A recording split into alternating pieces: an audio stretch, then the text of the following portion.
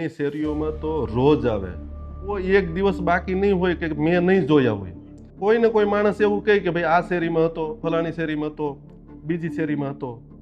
એ અહીં નીકળ્યો હોય તો એ આપણને થોડું સલામ કરવાનો છે, આપણે જ ભાગવાનું છે. બીક તો લાગે ને, બીક તો આપણે ક્યાંથી નથી બીતા. હા વસ્તી તો મારા બધા બીવે છે. અમારા ગામમાં સાહેબ સિંહ તો આમ એપ્રોક્સ 15 વર્ષથી અહીંયા છે સિંહ, પણ આજ સુધી અત્યારે ક્યારેય કોઈ માણસ ઉપર કાંઈ એટેક કર્યો હોય કે એવું કોઈ ઇન્સિડન્સ અત્યાર સુધીમાં બન્યું નથી. આ ફર્સ્ટ ટાઈમ આવું બન્યું છે. આ વાત ગુજરાતના કોવાયા ગામની છે, જ્યાં સિંહોના આંટાફેરા વધતા હવે લોકો પણ ડરમાં જીવી રહ્યા છે. સિંહણ અહીંયા બેઠી હતી 4 વાગ્યાથી 6 વાગ્યા સુધી, તો તેની અમને બીક લાગી. એ માટે અમારા વંડી, આ તાર ફેન્સિંગ ને બધું અમારે કરાવવું પડ્યું. થોડા દિવસો અગાઉ અમરેલી અને ભાવનગરમાં 3 લોકોના મોતનો મામલો સામે આવ્યો હતો. પ્રાથમિક તપાસ બાદ પોલીસે જણાવ્યું કે સિંહે હુમલો કરતા અમરેલીના કોવાયામાં પ્રકાશચંદ્ર હરગોવિંદ, અમરેલીના જૂના સવારમાં અમરેલીના જ દિલીપભાઈ દેસાઈ અને ભાવનગરના ગઢડામાં નાગજીભાઈ ગુજરિયાના મોત થયા છે. સિંહના હુમલાના આ 3માંથી પહેલો બનાવ અમરેલીના રાજુલા તાલુકામાં આવેલા કોવાયા ગામમાં નોંધાયો હતો.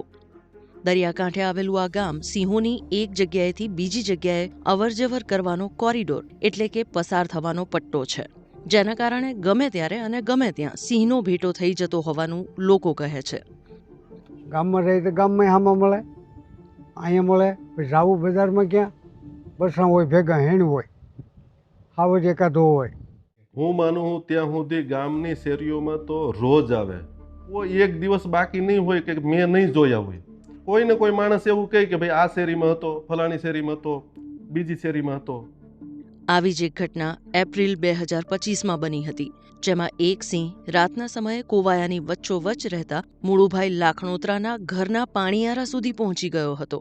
હવે એમ કે અહીં હાવર આવે જ નહીં. હું કે ગામ બીચમાં ક્યાંથી આવે? એટલે આ ફરતું અહીં પતરા છે, આ મકાન છે, આ ફરતો છે, અહીંથી હાવર આવે જ નહીં.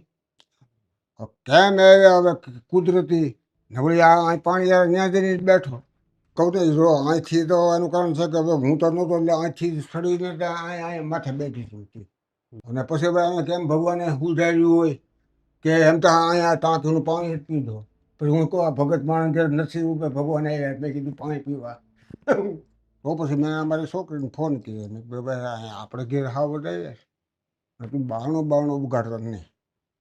અમે અમારા ધૂનમાં જતું માલનું શું થાય, ઘેર ગાજબીન છે, આપણે શું કરીએ, બારણું ખોલવું જ નથી, એ જ અમે રાખ્યું. કરી તો રોતી થી ધ્રુજતી થી આખી કે શું થાય, ઘેર કોઈ નથી ને. કોવાયાના સ્થાનિકો કહે છે સિંહની અવરજવર વધતા તેમનું જીવન બદલાઈ ગયું છે. ને મારી જ વાત કરું તો મારે એક બેબી છે, તો તેને કોલેજ જવાનો ટાઈમ થયો છે સાહેબ. કોલેજ જવાનો ટાઈમ થયો તો અહીંયા મારા ડેલાની આગળ સિંહણ બેઠી. હવે 7 વાગ્યા સુધી અમે રાહ જોઈ પણ સિંહણ ગઈ નહીં. તો હવે કઈ રીતના મારા બાળ બચ્ચાને બહાર ભણવા જવાનું હોય તો કઈ રીતના જઈ શકે? કાયમ 4 વાગે મંદિરે જતો, નાહી ધોઈ ભગવાનની આરતી થાય હતી.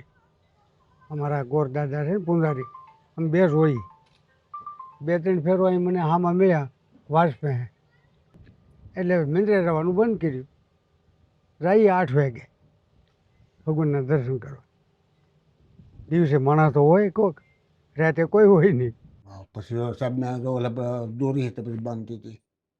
પછી તે પછી તો હું છે ને આ ખાટલો તો હું પછી ઓલા ઘરમાં હું આવું. સિંહની અવરજવરના કારણે પેદા થતી સમસ્યા અને સમાધાન વિશે જણાવતા સ્થાનિક કહે છે કે પહેલાં તો સીમમાં જ હતા, પણ હવે અત્યારે કોઈ પણ ગલીમાં શેરીમાં આવી જાય, કોઈના મકાનમાં આવી જાય, એવું 5-6 વર્ષથી આ બનાવ બને છે. બધા શેરીમાં આવી જાય તો લોકોની તો સાવધાની એક છે કે જે અત્યારે આ જે અમારે તો વધારે તો અહીંયા માલઢોરનું જે છે, ગાયો ભેંસો હોય તો એ લોકોને પ્રોટેક્ટેડ એરિયામાં કોઈ ઝાડ કે બાંધી અને રાખે, અને ઘરે તો બધાને મોસ્ટ ઓફ જે ડેલા હોય, ગેટ હોય, એ લોકો બંધ કરીને રાખે. એના સિવાય તો બીજું કોઈ તો એમાં આવતું નથી કાંઈ સેફટી માટે.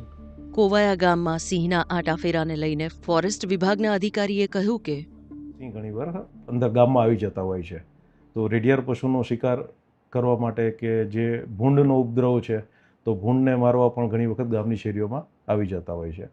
અને જે દૂજણા પશુ કે માલિકીના પશુનો જો આવું મારણ થાય છે વન્ય પ્રાણી દ્વારા, તો એના માટે પાછું સરકાર કમ્પન્સેશનની પ્રક્રિયા કરે છે, એના મારણ કેસ કરવામાં આવે છે અને જે નીતિ નિયમ સરકારના છે એ મુજબની જોગવાઈઓ મુજબ એને ચૂકવણું કરવામાં આવે છે.